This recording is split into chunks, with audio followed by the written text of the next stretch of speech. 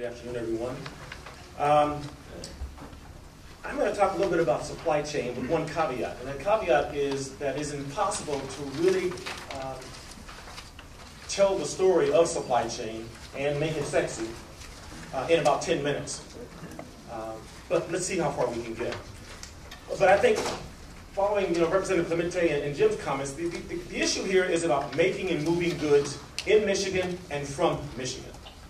And so that's kind of the thought I want to leave you with. So I'm giving away my punchline now. But how do we get there? How do we get there with regard to supply chain? Because supply chain is really about bringing the goods. And so we think about what a supply chain is, right? We've got this collection, this web of supply chain participants. From the supply side, you've got multiple tiers of suppliers who in some sense and on many levels are coordinating and integrating and sharing information, sharing business plans and production plans, and trying to look at and gauge which markets they should serve, which customers. And then you've got manufacturers. And in between the manufacturers and the suppliers, you've got the transportation supply chain participants who actually physically move the goods.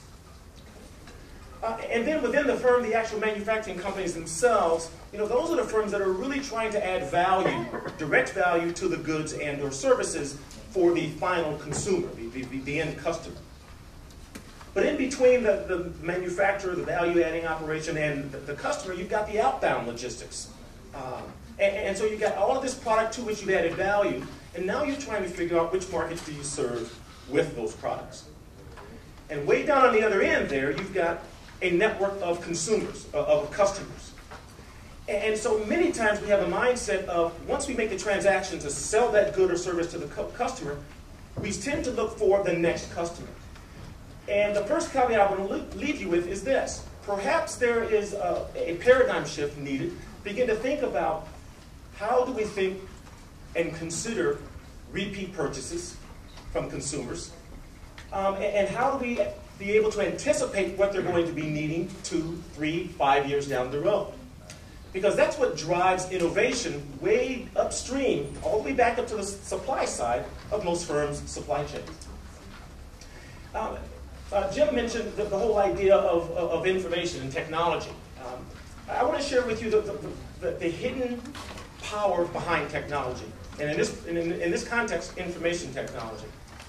China, there are 5 million new cell phone subscribers per month. India, 5.2 new cell phone subscribers per month. If you translate that, that becomes 60 million new subscribers per month. Given the power of today's cell phone technology, what do we say? We say that now firms have the ability to reach out and touch that many consumers via the internet. So I'm actually arguing a strong supporter of use of the internet because it enables firms to develop scalable models. Scalable models that allow them to position their products to a variety of customer segments in a variety of consumer and customer markets around the world. So I wanted to give you an overview of really what the supply chain is. So we've got these supply chain participants. We've got information flowing up and down the supply chain that needs to be coordinated. And from a marketing point of view, this information that's being collected, it needs to be mined and analyzed so that we can discover new market opportunities. We also need to think about then the infrastructure piece of this. And Jim, I think fairly and accurately did a very good job really emphasizing the need for mass transit, for example. And he also mentioned the RTP, the folks in Research Triangle Park, and where we're going to be in another 15 to 20 years. So if we look at what is being done here in Michigan, what do we make? Right? It's clear to see, as Representative Clemente and Jim pointed out, that we're known and have been for decades about automotive. And so the automotive supply chain and the tiers of suppliers and the tiers of consumers, we know that. But we've changed. The economy has changed. And for some reason, and I'm not here to pass judgment, we fell behind and we had to wake up in the last 2 years here as a state and as a region. And so this is where we are. This is what we're good at doing. But just as Honda took its capacity to make mowers they leverage their ability to make automotive motors into making lawn and garden equipment.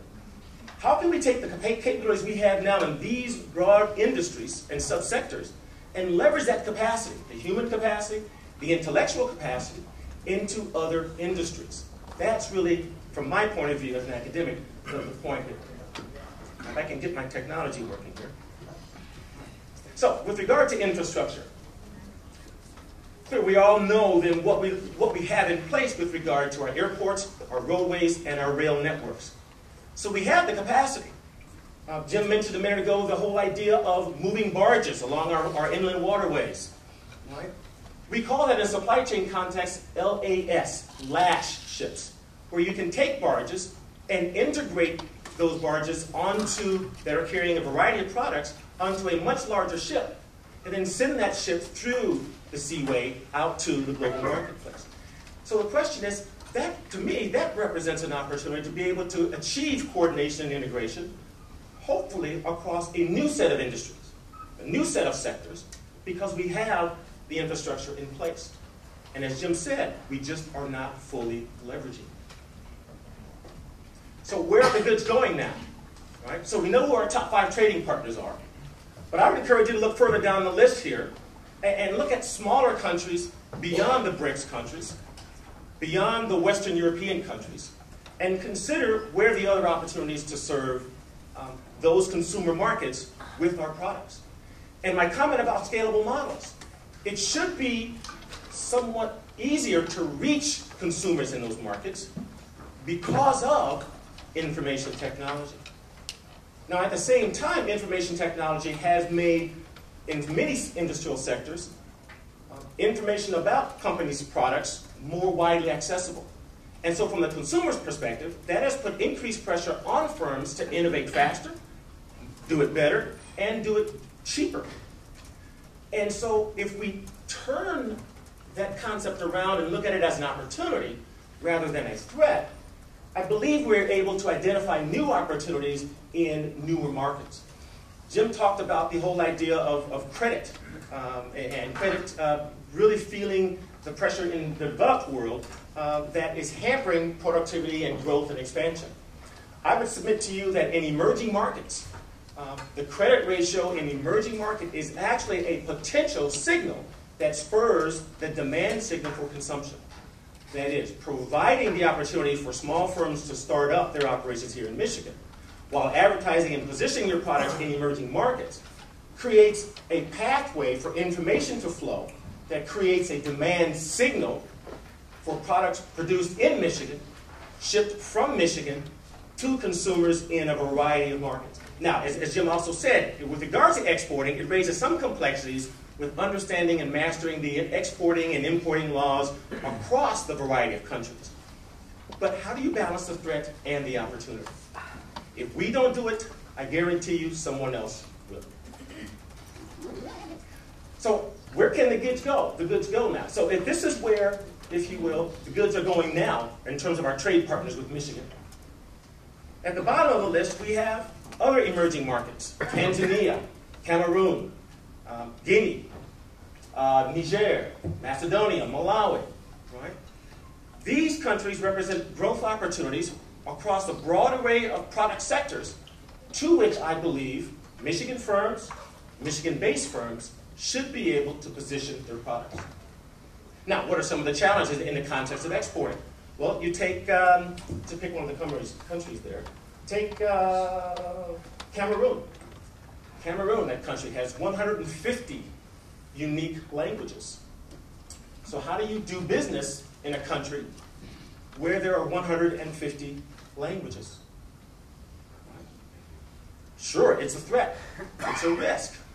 But I would contend to you, if we don't do it, someone else will, and they will be successful.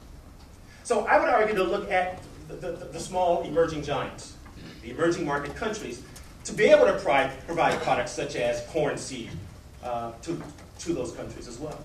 We have the capability. We have the capacity. How do we do it? Thank you.